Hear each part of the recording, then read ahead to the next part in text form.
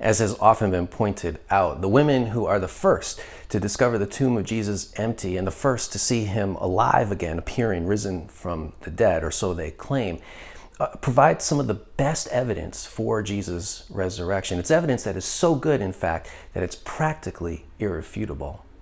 Well, why? What makes it so good? What makes it so irrefutable?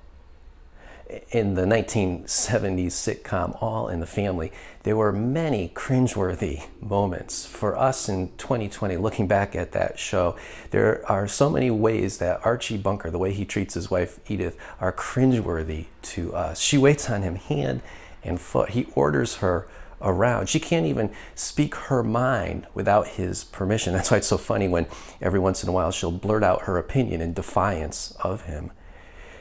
But audiences in the 70s didn't find Archie Bunker's behavior that shocking or horrifying. We in 2020 find it completely unacceptable, as far from PC as you can get. But for audiences of that day, Archie Bunker was simply a product of his times. The attitude of ancient Judaism towards women actually makes Archie Bunker look good. Women were deemed to be incompetent as witnesses. They couldn't testify in Jewish courts. Josephus, who is a Jewish historian living about a generation or so after Jesus, about 50 years or so he's writing after Jesus died, Josephus explains why. This is the attitude that Judaism had towards women in the first century. He says, "From women witnesses, let no testimony, no evidence be accepted because of the levity and temerity of their sex." In other words, what he's saying is women are reckless with the truth because they're so fickle and emotional, they can't keep the facts straight. They can't hold it together emotionally, so you can't trust what they say. You can't trust them as objective witnesses. They're weak-minded. That wasn't just the attitude in legal proceedings. When it came to legal proceedings, that was actually the overall attitude people had of women generally. In Greco-Roman culture, it wasn't that much different. Although they were allowed to testify at times in courts, there wasn't a universal prohibition against women testifying in legal proceedings. When it came to religious matters, the way the larger Greco-Roman culture looked at them was that they were prone, this is a quote, they were prone to superstitious fantasy. In other words, they were completely gullible. You couldn't trust anything that they said because when it came to those things, they were gullible, they were delusional, they would make things up. Celsus, who is a 2nd century opponent of the early church, part of this Greco-Roman culture, who attacks the early church viciously, one of the major reasons he says Christianity is a fraud is because it's based, and here I quote him, on the testimony of a half-frantic woman. He's talking about Mary Magdalene, and what he's saying is that she was completely delusional. She was so overwrought with grief that when she thought she saw Jesus, she wasn't really seeing him. She was frantic and couldn't possibly be trusted to be telling us the truth, what really happened.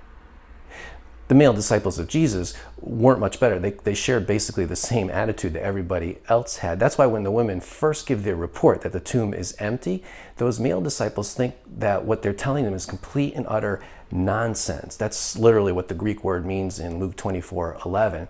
They call their tale, what they're telling them, complete nonsense. That's why Peter has to get up and go to check out the tomb for himself. He doesn't trust the women's word. They think that the women are completely delusional. Again, just like Celsus, they think that they're overwrought with grief and making the whole thing up. It's all in their heads. And perhaps what is the greatest insult against women, and then best reflection of the attitude that people had in this day about women as witnesses, when the early church comes up with a systematic list of the people who've seen Jesus appearing from the dead, and they put it in this creed that's actually found for us today in 1 Corinthians 15, verses 3 through 7. In that creed, where they list the witnesses to the resurrection systematically, they omit the women. The women are such a terrible liability, such a major problem. Having women as first witnesses to such vital events, to the tomb, the first to find the tomb empty, the first to see Jesus risen from the dead, it's such a terrible liability to the early church that they simply omit them from this all-important list.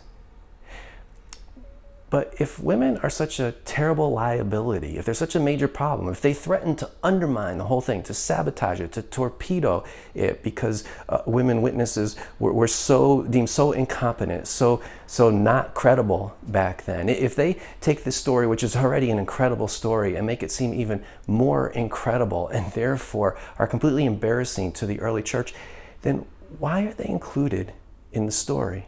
If the gospel writers felt free to insert reliable, male, fine, upstanding male witnesses to the resurrection, to be the first to find the tomb empty, to be the first to see Jesus risen from the dead, you can bet, you can rest assured they would have.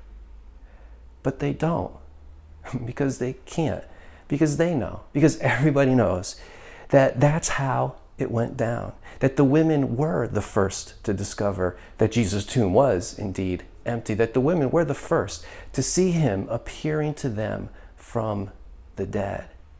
And that's why, ironically, what completely undermined their credibility, the credibility of the story in the first century, actually for us today it's the exact thing that makes it so completely credible.